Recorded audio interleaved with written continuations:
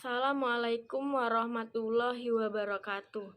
Pertama-tama marilah kita bersyukur atas kehadiran Tuhan Yang Maha Esa, karena dengan nikmatnya kita masih diberi kesehatan untuk sampai saat ini. Baiklah, di sini saya ingin menjabarkan dan mendetailkan tentang apa sih COVID-19 itu.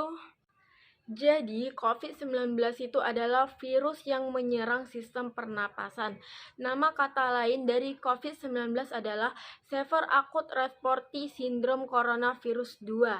Virus corona bisa menyebabkan gangguan ringan pada sistem pernapasan, infeksi paru-paru yang berat, hingga kematian. Virus ini dapat menyerang siapa saja, mulai dari lansia, golongan usia lanjut, orang dewasa, anak-anak, bayi, sampai ibu hamil dan ibu menyusui. Infeksi virus corona yang disebut dengan COVID-19 atau Coronavirus Disease 2019 pertama kali ditemukan di kota Wuhan, China pada akhir Desember 2019. Virus ini menular dengan sangat cepat dan menyebar ke hampir semua negara, termasuk Indonesia. Hal tersebut membuat beberapa negara memberlakukan kebijakan lockdown untuk mencegah virus corona makin meluas. Di Indonesia, pemerintah menerapkan kebijakan pemberlakuan pembatasan kegiatan masyarakat atau PPKM untuk menekan penyebaran virus corona ini. Di Indonesia, pemerintah menerapkan kebijakan pemberlakuan pembatasan kegiatan masyarakat atau PPKM untuk menekan penyebaran virus ini. Namun, saat ini kebijakan PPKM sudah dilonggarkan menjadi PPKM level 1 pada sejumlah wilayah, misalnya DKI Jakarta, Banten, dan Jawa Barat. Menurut data yang dirilis Gugus Tugas Percepatan Penanganan COVID-19, jumlah kasus terkonfirmasi positif hingga 21 Juni 2022 adalah 6.069.255 orang dengan jumlah kematian 156.695 jiwa. Dari angka tersebut diketahui tingkat kematian akibat COVID-19 adalah sekitar 2,6%. Jumlah ini menurun dari 3,4% pada bulan Januari 2022 lalu.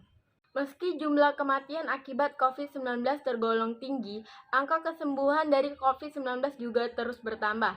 Data terakhir menyebutkan jumlah penyintas atau orang yang pernah terinfeksi virus corona kemudian sembuh adalah 5.903.461 orang. Secara umum, ada 3 gejala umum yang bisa menandakan seseorang terinfeksi virus corona, yaitu yang pertama adalah demam atau suhu tubuh di atas 38 derajat Celcius. Yang kedua adalah batuk kering. Yang ketiga adalah sesak napas.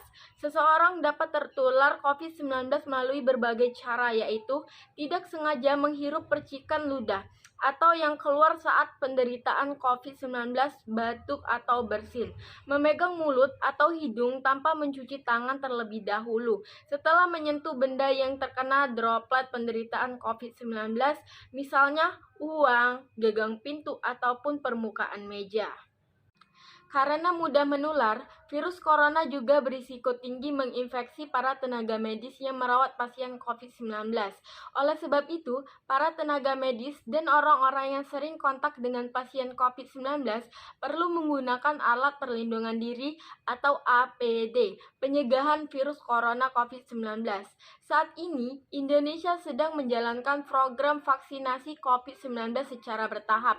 Hingga Juni 2022, data menunjukkan 96,6% penduduk telah menerima vaksinasi dosis pertama dan sekitar 80,91% telah menerima vaksin dosis kedua. Tambahannya, sebanyak 23,59% penduduk sudah menerima vaksin booster. Vaksinasi COVID-19 bertujuan untuk membentuk kekebalan tubuh terhadap virus corona. Demikian uraian yang dapat saya sampaikan. Semoga bermanfaat bagi kita semua. Mohon maaf yang sebesar-besarnya atas segala kekurangannya. Wabillahi taufik wal hidayah. Wassalamualaikum warahmatullahi wabarakatuh.